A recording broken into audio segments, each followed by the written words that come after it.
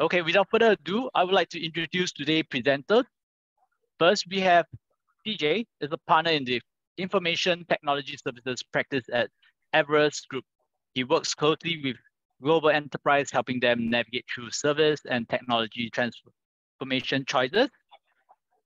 Second, we have Renati, is a practice director at Everest Group and is responsible for co-leading Everest Group BFS IT Services and Technology Research Program. Last but not least, we have Kritit, is the practice director at Everest Group and is responsible for co-leading Everest Group BFS IT Services and Technology Research Program. They are responsible for driving published research such as provider, landscape, annual reports, as well as leading bespoke research for clients in BFS space. And with that, I'd like to turn things over to CJ. Over to you, CJ. Thank you, Gary. Can we move? All right. Thank you, everybody, for taking out time today to join us. Today, we are going to talk about the paradigm of continuous modernization in technology for banking and financial services organizations in the APAC region. I'm just going to, start with a little bit of a lay of the land on what the Asia Pacific banking and financial services market looks like, right? What are the key themes that are driving that market? And then Pranati and Kriti are going to take you through what does it mean from a technology modernization perspective. And right towards the end, we'll open up for Q&A. As Gary mentioned, let that not hold you back. In the meantime, as we talk through the slides, feel free to submit your questions in the Q&A tab. Gary, let's go to the next page. So why are we talking about the Asia Pacific banking and financial services market? We find it an incredibly interesting market with a lot of unique nuances. So on one hand, 70% of the Southeast Asian workforce, right, is financially underserved. So there is a very strong need for financial inclusion. On the other hand, the Asia Pacific market has one of the highest mobile penetration rates anywhere in the world, right? Conversely, if we look at the global macroeconomic trends, and particularly right now, I think there is no choice for all of us globally but to look east. Clearly, the Asia-Pacific region is going to grow faster than European or North American markets. And so this picture kind of leads to a very interesting set of themes. So on one hand, there is a tremendous opportunity. On the other hand, there is also the promise of driving technology differently through mobile channels or other channels to be able to capitalize on that opportunity. So in a lot of ways, the Asia Pacific market represents a little bit of a leapfrog market, if you will, where adoption, even though somewhat low, can be leapfrogged into the next generation of technologies without necessarily having to go through very linear paths with a lot of legacy. And that leads to some very interesting opportunities for broad technology modernization and technology services in the Asia-Pacific market. If we go to the next page, we can clearly see that, Gary, can we move? Yeah. So if you, on this page, we can see clearly that while over 2021 and 2022, right, we are clearly seeing a decline in growth rates, right, across the world. And that's more symptomatic of how the entire global macroeconomy is behaving. In spite of that, Asia-Pacific markets consistently outgrow the global averages as well as North American and Europe markets individually. And in many ways, this is representative of the unique opportunity that the Asia Pacific market has to offer from a technology modernization and a technology adoption leapfrog standpoint. Not only is Asia Pacific a very important client market, but it is also a very important delivery geography. And we can see that clearly, and we expect this to further rise. So over 130 centers, delivery centers were set up in the Asia Pacific market over the last couple of years. And we expect the global delivery headcount operating out of Asia Pacific markets to continue to increase. And even right now, it's at a staggering 6 to 6.2 million FTEs. So all of this paints a very important picture around the Asia Pacific market. To recap, one, underserved; B, tremendous opportunity to leapfrog in technology adoption; C, there's a strong availability of skilled labor and talent in the market, which is technology literate, which not only helps drive global ambitions, but also enables us to meet that local demand. So with that context being set, let us now hear from you in terms of what you are hearing from your banking and financial services clients, or if you work for a banking and financial services organization in APAC, right? What are some of your perspectives? So we are going to set up a poll right now. Please, we'll please ask you to engage with the poll and respond, and then we are going to share the results back with the group. Can we have the poll come up, please? Yeah. So here's the poll. We are asking, what do you see as the top business priorities of banking and financial services organizations in APAC? You may be serving some of those banks and financial services organizations as a service or technology provider, or you may directly be working with a bank or a financial services organization in APAC. Based on your experience, your observations, what do you think is the top business priority? Is it customer experience? Is it launching new markets?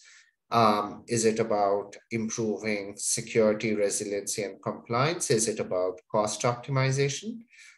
Or is it about modernization of core systems and platforms, or helping create more and better business insights? So we'll pause for a few seconds while we, while we give time to everybody on the call to submit their responses.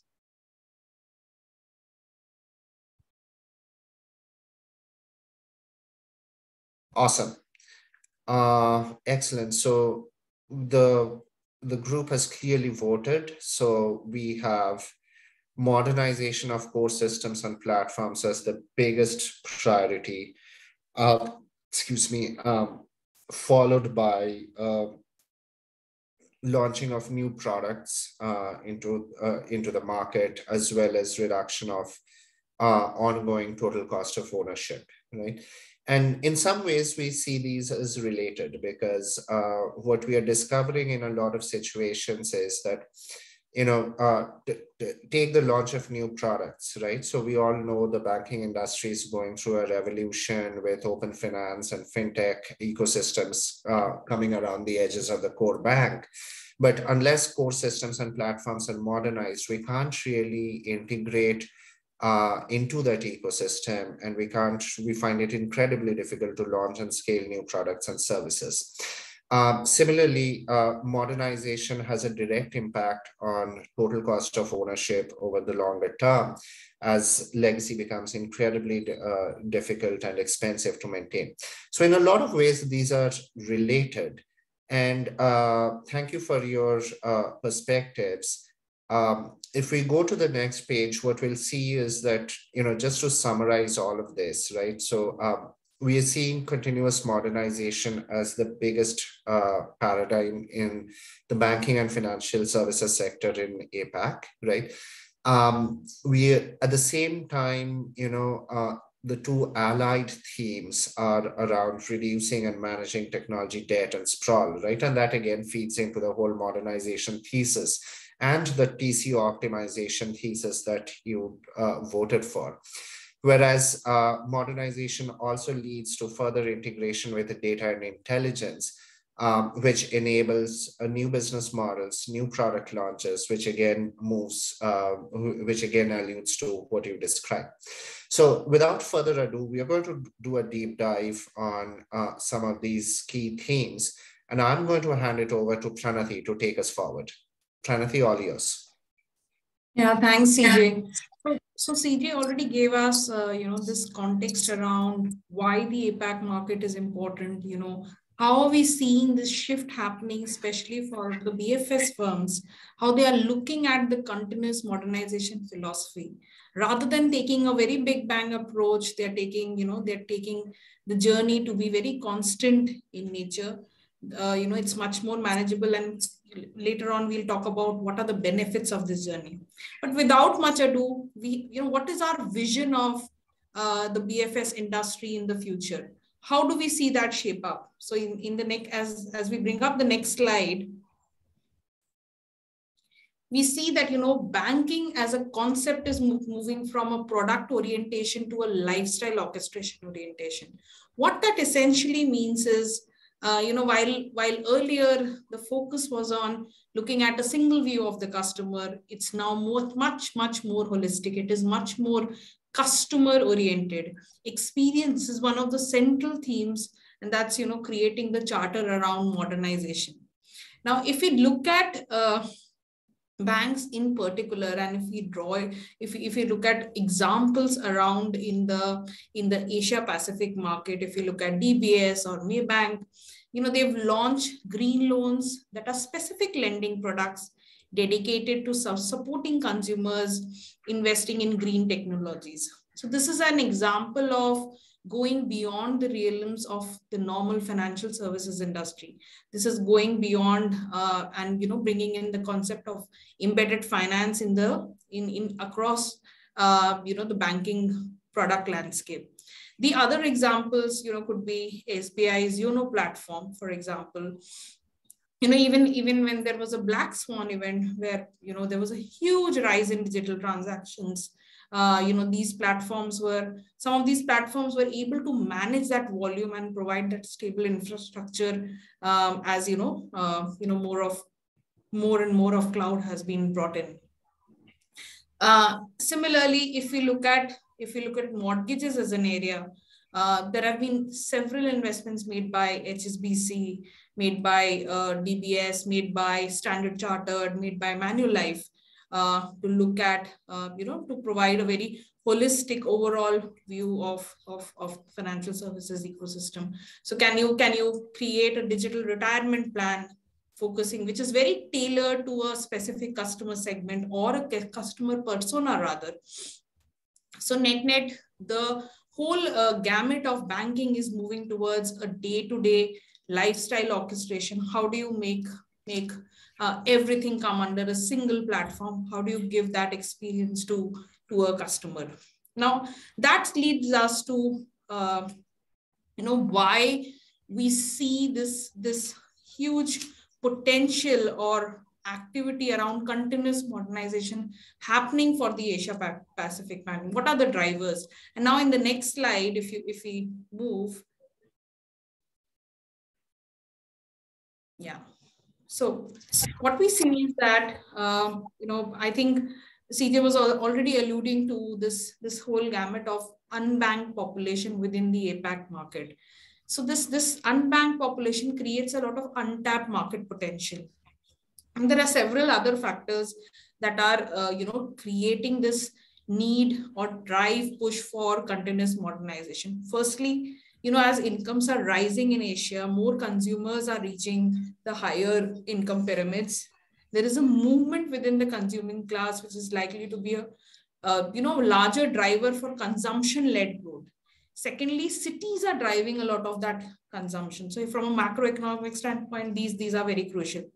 We've also seen that, if we look at 1 out of 2 upper middle class income households, they are expected to be in Asia. What that essentially means is overall consumer transactions, are going to be very much centered around or originating around the APAC market. Hence, there's also a push from banks on how to tap into this market potential, how to create products specific to these markets, how to look at a volume game, where you have interoperable systems and you're able to cater to these markets. Secondly, we've also seen there is a push from regimes, regulatory bodies to, towards a, increased financial inclusion. So hence, from a regime perspective, also there's a push of creating a digital financial infrastructure overall. So there are several, again, there are several examples that, governments in Indonesia, India, or Malaysia, they've been able to create that kind of a backend infrastructure for, banks to, provide direct services to this unbanked population. And last but not the least, if we look at the market in Asia Pacific, there are several fintechs. The fintech activity is very high. If we take examples such as Singapore, it's one of the highest. So ecosystem collaboration and the threat of new entrants, I think both are equally crucial. Now, if we look at the overall bank in a lifestyle journey, it's about orchestration. It's about looking at how do you combine, how do you collaborate with the external ecosystem. That's how the open banking, open API concept came in. Hence, large banks are creating that infrastructure where growing number of fintechs and startups can tap into this infrastructure and provide additional services to customers and thereby reach out to a large number of customers. Now, this brings us to the next section on, what is that modernization journey for BFS enterprises. What we see is that, and if we move to the next slide, what we've clearly seen is that the whole concept of modernization is now, the behavior of banks is moving towards buying and configuring of technologies, and that too across specific lines of businesses. How do you tailor it to, areas such as reconciliation, areas such as post-trade reporting? How do you look at risk and compliance? How do you look at front office? So all of these use cases become very, very crucial. And large banks, they are leveraging technologies such as low code, no code, even cloud and industry cloud is one of those aspects where we see, this workflow, intelligent workflows coming up, and, more focus on the whole operations on cloud, happening. So how do you take the core operations and transform them and take them to cloud, create specific use cases around cloud data and analytics, and provide that specific business specific business outcomes for a select customer segment. Hence, the overall market, as we see, is shifting towards enterprise orientation. I think that's there in the next slide. Yeah. So what enterprise priorities are, and this is now leading to a shift in the enterprise priorities. They are looking at products that are very, very configurable, that are easy to integrate, that are very easy to buy. So they do not want complex commercial agreements. Last but not the least, from a tech provider standpoint, they are also looking at products, platforms that are very easy to build. So rather than taking a very big bang approach where they are uprooting the existing system, the continuous modernization journey, it looks at something which is very configurable, leveraging some of those technologies such as low code, no code. It can be delivered in an as a service model, and they are looking at a number of pre-packaged offerings. Now, if we look at it, there are several examples in the market. The dynamics across channels itself has increased. So consumer adoption of digital channels, initially it was strongest for transactional services, but now even for high touch products such as your mortgages, asset and wealth management, they are looking at migrating into online channels. If we look at an example, we have Singapore's overseas OCBC, your overseas Chinese banking corporation. They launched a 60-minute mortgage approval window. And that has been working since the last 2 to 3 years. What that essentially means is they're not creating, they're creating a more of a plug and play model within their existing system. They're leveraging configurable platforms, and they are embarking on a continuous modernization journey, through taking a very modular technology based approach. Now, as we look at that, there are aspects around rationalization that banks will have to do. I'll hand it over to Kriti to talk over, the aspects around application, infrastructure, and digital rationalization, and what it essentially means for service providers and technology providers as they embark and as they support banks on their continuous modernization journey. Over to you, Kriti. Thanks, Pranati. So, hi everyone. So far we saw how the APAC region is very unique in terms of the modernization journey that BFS enterprises need to undertake and how that manifests in their technology buying behavior. So while we have seen the technology buying behavior is seeing a shift, it is all about, hey, how do I configure the technology for a particular line of businesses? It is leading to its unique set of problems in itself and unique set of questions for that enterprises need to answer today. So earlier, as the modernization journey used to be undertaken, it was all about, hey, can I rationalize my application estate? Can I rationalize the entire infrastructure base that I have? And it was all about how do I identify any duplicates in my system? How do I remove these redundancies? Can I modernize? Can I re-architect? And how do I ultimately have a system that is secure, stable, and very resilient? But now what is happening is as the line of business specific view becomes more prominent, as the need to identify and automate workflows in this new dynamic takes shape, the digital rationalization is the question that is at the top of the mind. So digital rationalization is all about, hey, I have so many of these applications and platforms in my entire ecosystem of the BFS technology estate. How do I now start thinking about driving more digital value for my enterprise and ultimately for my customers? How do I focus on increasing productivity for my internal stakeholders as they interact with these systems? And finally, how do I manage this vast sprawl that seems to be never ending and exceeding at a very fast pace, right? So it is all about how do I move from application and infrastructure rationalization to more of a digital rationalization in the space. And the opportunity becomes actually very multifold for the service provider and even technology provider audience for that matter.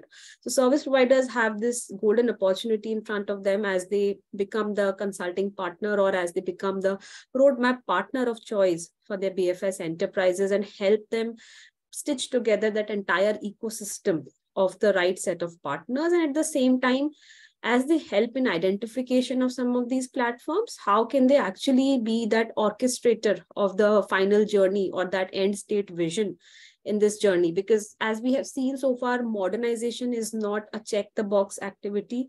It is not done and dusted. You do it once and it's done. It's a continuous process that needs to evolve and that needs to go on given the environment that we are currently in. So there is this big set of opportunity that service providers have in front of them. And what is also interesting in this is, given we touched upon some of these challenges, and that brings me to the next poll question that we have for the day today. And if we can move on to the next slide, please. So what we also want to hear from you is, what do you see as the biggest challenge in the modernization journey as you help your clients as a service provider, as a technology provider, or as a trusted partner. So what is the biggest challenge that you see happens in any modernization journey? And we have multiple of these options around cost overruns, complexity of managing these systems in parallel, lock-in with the existing legacy platform, regulatory hurdles, data challenges, and business IT alignment, and finally the talent piece, which is, I think, has been a very big pain in the past couple of years, at least. So which are these challenges that you see as the biggest one? And we would be happy to hear from you. So if you can select the option that is most relevant.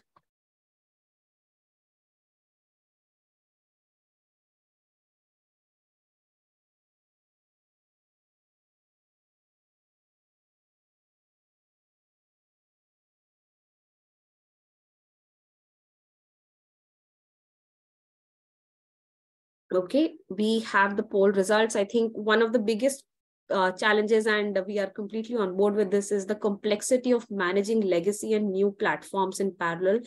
That is, I think almost half of the audience today has said that is the biggest challenge, followed by the legacy platform lock-in. That seems to be the second highest one, while the others around regulatory hurdles, cost overruns, and talent come in at a close third.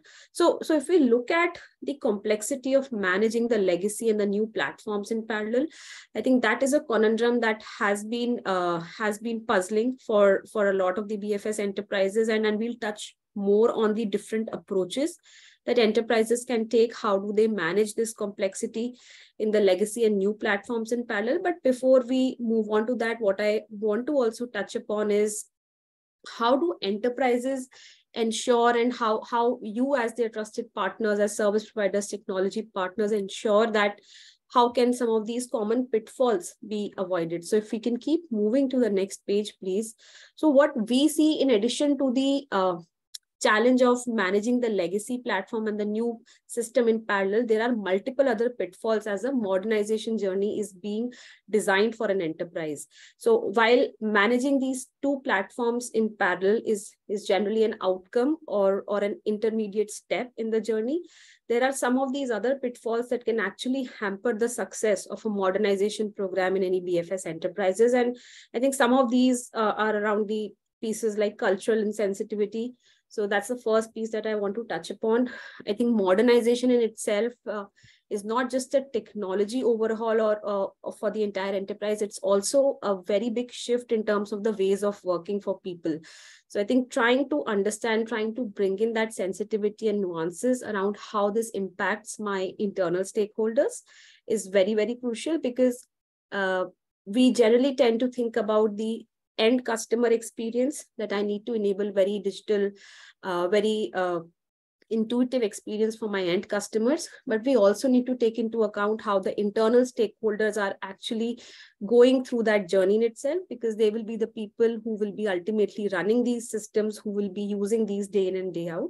So taking a very robust and very sensitive approach around it, having the right set of training for the people, having them on board from day one, that why this modernization journey is important, can actually make or break any successful modernization journey.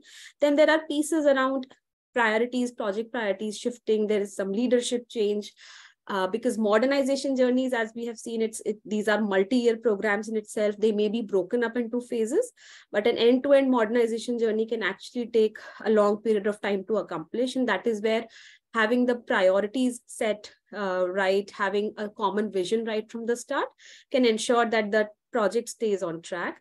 Then finally, pieces around having the right KPIs to measure. So while the project is ongoing, there need to be certain checks in places, that we have the right set of KPIs. We are measuring what we need to improve versus just going on the modernization journey for the sake of it. And finally, cost overruns. I think this was a piece that came in as a close third, but again, that is a very, very crucial piece. And I think it has never been more relevant if we look at the macro environment right now, where we are in, the systemic instability that we are seeing, or rather the risk in the banking system in some of the geographies, and the collapse of some of the banks. Enterprises are starting to become very prudent about their technology spend. And that is where cost overruns or managing costs is going to be very, very crucial. So some of these pieces are very important as an enterprise thinks about the modernization journey, and as service provider and technology provider partners, you can actually help them design a very robust plan around this. Now, we touched upon what are some of these pitfalls in the journey, but there are some of these favorable scenarios as well that can actually help speed up and help accelerate and design a very successful journey, right? So what the enterprises then need to actually do in this scenario? BFS enterprises will now need to think of, and especially if you look in the context of APAC, there are three unique dynamics that are playing out. So one is around the product and channel innovation pieces. The second one is going to be around the ecosystem that is evolving in the APAC region. And finally, the transparency and the immediacy for the immediate need for the modernization piece. Now, in the last 10-15 minutes, Pranati had already touched upon how banking of the future is going to be all about customer life cycle orchestration, and how the innovation in terms of product and channel needs to come in. So banking as an industry needs to move away from the commoditized product experience that it gave to a very experience-led approach. And that is where BFS firms now need to think about how can they enable this entire product and channel innovation as they undertake their modernization journeys. At the same time, the ecosystem plays very, very crucial in the APAC region. I think if we look at it, the digital-only banks in the APAC region, they are booming in number. If we look at the number of the spread of these digital only banks from the APAC versus the other geographies, most of the profitable digital only banks, more than half of them are in APAC today. And what is also interesting is in many of these digital only banks, it is either backed by a big tech, or it is either backed by some ride aggregator in the region, or it is backed by an existing branch banking network that has launched a separate entity that is a digital only bank. So even BFS enterprises are realizing that either they launch their own digital only banks, or they need to partner with some of these emerging entities around them. And at the same time, the fintech ecosystem that is evolving, how can they collaborate with that better? So that can actually bring together the entire modernization for them, and they cannot do it alone. That's the most important piece that we need to do it. And then finally, the piece around transparency and immediacy. I think we also touched upon how some of the regulatory mandates are ensuring that banks at times are enabled, or at times rather enforced, to open their banking systems or expose their APIs. So a lot of these innovation can happen for the end customers. And given the piece that we touched upon very, very early on, financial inclusion remains a very dominant theme in the APAC region, right? So how do you actually ensure that financial services are accessible to the end customer? How do we ensure that the right services reach to the right customers at the right time? And given the digital exposure, the digital savviness of an Asian customer or the APAC customer that is there today, I think that is very high. The digital penetration is very high. The access to the mobile devices, mobile banking is very high. So all of these pieces create a very favorable scenario for BFS enterprises, how they balance each of these three nuances and actually get to the modernization roadmap very, very fast.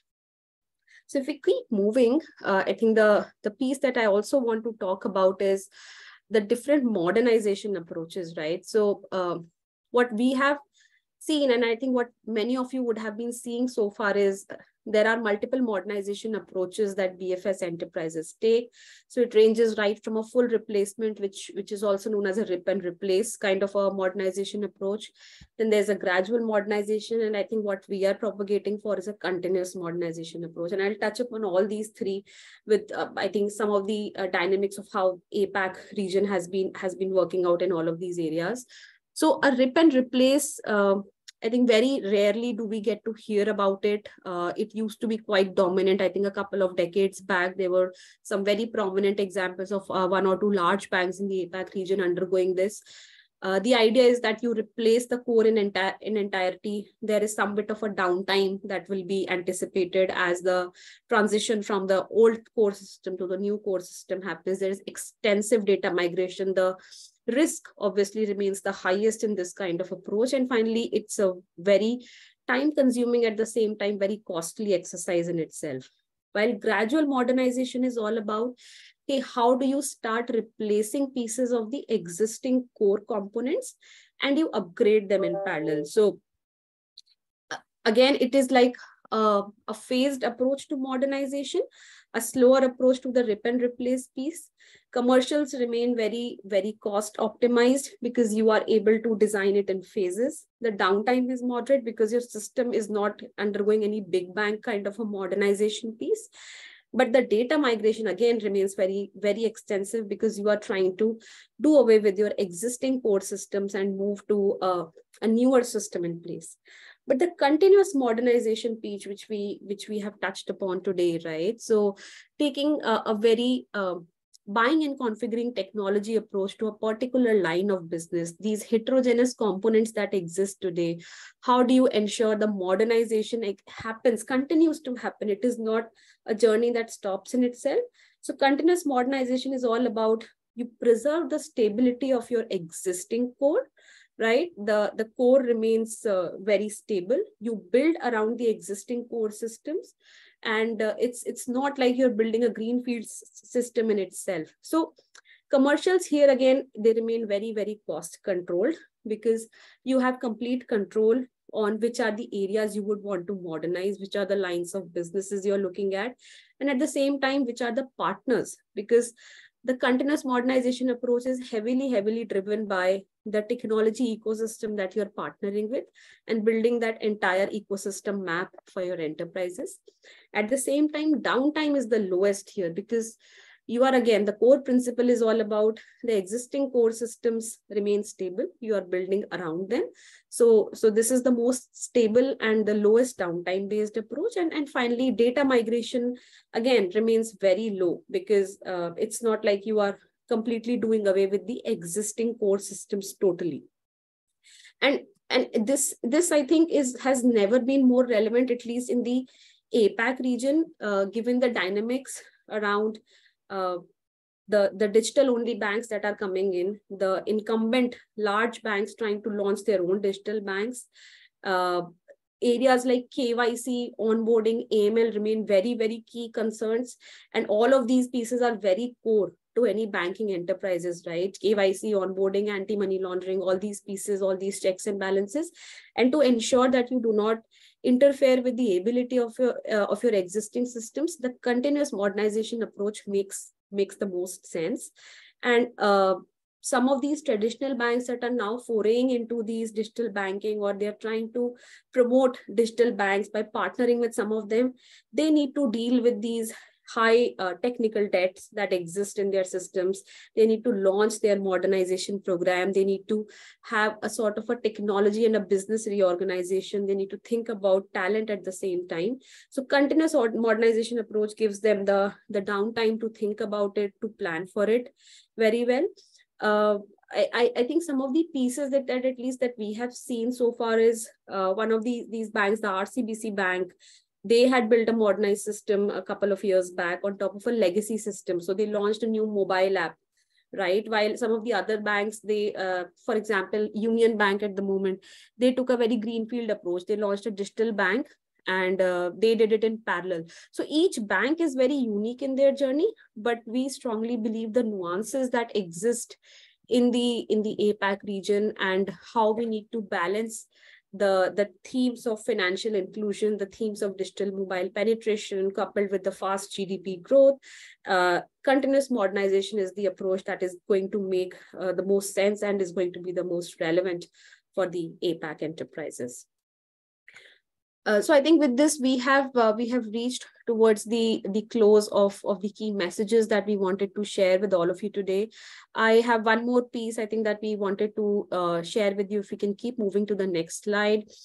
I think this is the piece around market intelligence that we are offering. It's a 30-minute session with the analyst team to discuss across any of these three options. So the option 1 is around BFS technology and IT services market trends in the APAC region. Option 2 is all about reprioritizing modernization investments for the BFS enterprises. And option 3 is around what are the technology trends and risk management as an area. So feel free to select any of these options, post the webinar, and we would be happy to set up a discussion with you and your teams. I'll take a pause here to see if we have any questions that we can answer for you today. And I think before that, Pranati, CJ, any other key takeaways or any closing remarks that you want to add to before we open the floor for questions?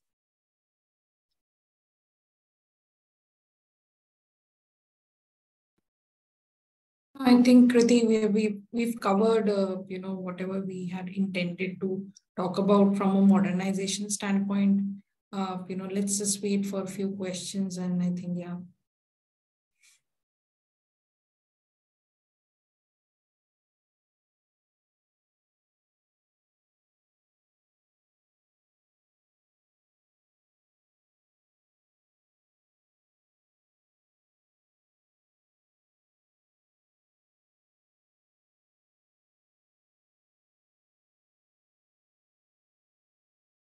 It doesn't look like we have too many questions from the audience.